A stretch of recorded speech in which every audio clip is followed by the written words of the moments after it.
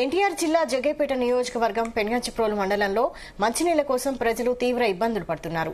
లింగగూడెం గ్రామస్తులు గుక్కెడు మంచినీళ్లు ఇవ్వాలని అధికారులను వేడుకుంటున్నారు. ఈ గ్రామంలో నివసిస్తున్న దాదాపు 2000 మంది జనాభా మంచినీళ్లు లేక తీవ్ర ఇబ్బందులు పడుతున్నారు. నీళ్లు ఎప్పుడు వదులుతారని కళ్లు కాయలు కాసేలా ఎదురు చూడాల్సిన పరిస్థితి ఉందని మహిళలు ఆందోళన వ్యక్తం చేశారు. గ్రామంలో ఎక్కడ చూసినా వాటర్ డ్రమ్ములే దర్శనమిస్తున్నాయి.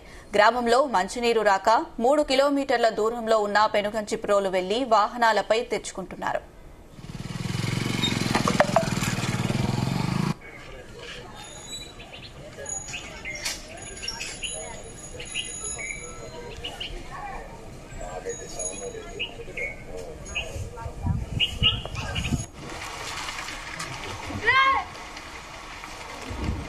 గత 3 నెలల క్రితం వచ్చిన వరదలకు మున్నేరులోని పైప్ లైన్ దెబ్బతింది.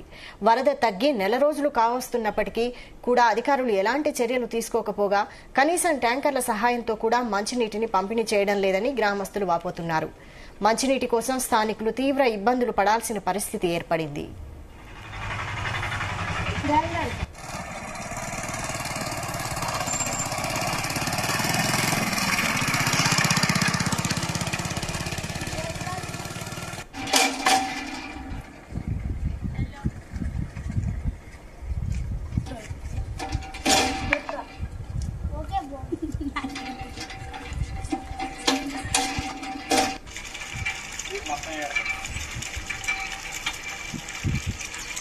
గ్రామాల్లోని ప్రజలు పెద్ద పెద్ద డ్రమ్ములలో నీళ్లు నిల్వ చేసుకుని ప్రతి నీటి బొట్టును భద్రపరుచుకుని వాడుకుంటున్నామని గ్రామస్తులు తెలిపారు.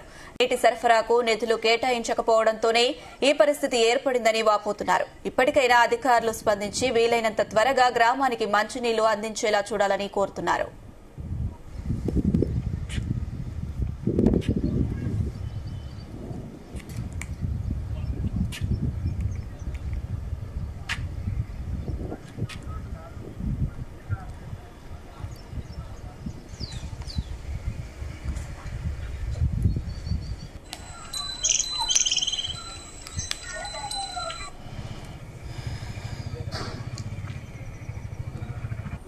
మాకు మంచినీళ్ళు చాలా ఇబ్బందిగా ఉంది. ఇప్పుడు 2 months నుంచి మాకు వాటర్ రావట్లేదు మంచినీళ్ళు. దాన్ని తక్షణమే కొంచెం రిపేర్ చేయించి ఆ పైపులు కనుక చేసి మంచినీళ్ళు ఇస్తే చాలా మంచిది. ఊళ్ళో వాళ్ళు కూడా చాలా ఇబ్బంది పడుతున్నారు. కొంతమంది పెనంబులు ఇటు చేలల్లో పొలాల్లో బోర్ల కాడ నుంచి కూడా మంచినీళ్ళు తెచ్చుకోవాల్సి వస్తుంది. ఊళ్ళో మంచినీళ్ళు వాడకానికి కూడా చాలా ఇబ్బంది ఉంది.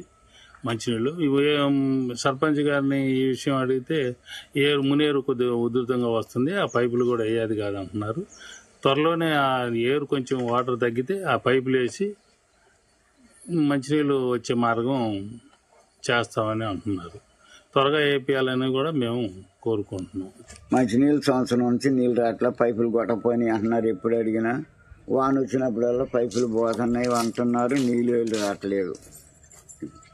వేసుకొని బండి మీద పోయి తీసుకొచ్చుకొని చేతగాని వాళ్ళు మరీ అఘోరంగా ఉంది వాళ్ళ పరిస్థితి. బాయిలు లేని వాళ్ళు ఉన్నారు, బోర్లు లేని వాళ్ళు ఉన్నారు. అది జరిగేది ఇదండి మా ఊరి పరిస్థితి. అధికారులు మేము అడిగితే మా పైపులు పోయిన మేమేం చేసామంటున్నారు. కావాలి వద్దంటే తక్కువ సామంటవా అండి. లేడు, ఊళ్ళో లేరు, ఏ నాయకులు పట్టించుకోవట్లా. అది అడిగితేనో మీకెందుకు ఒక్కడికే అంటున్నారు.